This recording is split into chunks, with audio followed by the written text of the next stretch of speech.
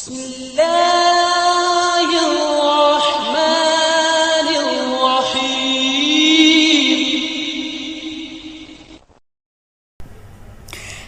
आदम अलैहिस्सलाम के विसाल के बाद हज़रत हव्वा अलैहिस्सलाम कितने साल तक जिंदा रहीं?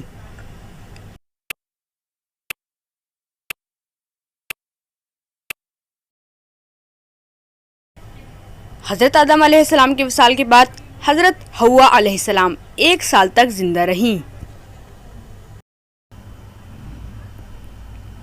कुरान पाक में कितने दरख्तों का जिक्र आया है?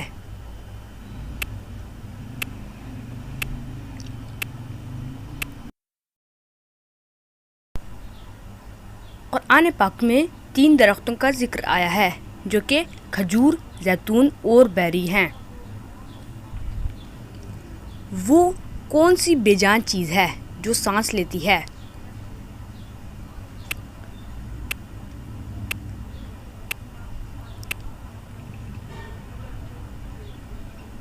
वो बेजान चीज़ सुबह है।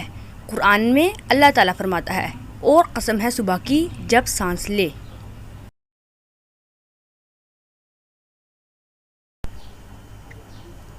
मदीना का पुराना नाम तो यसरब था। मक्का का पुराना नाम क्या था?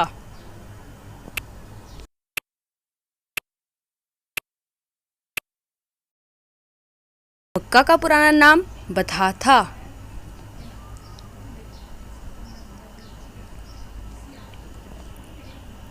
दुनिया की सबसे पहली तलाक किसने किसको दी?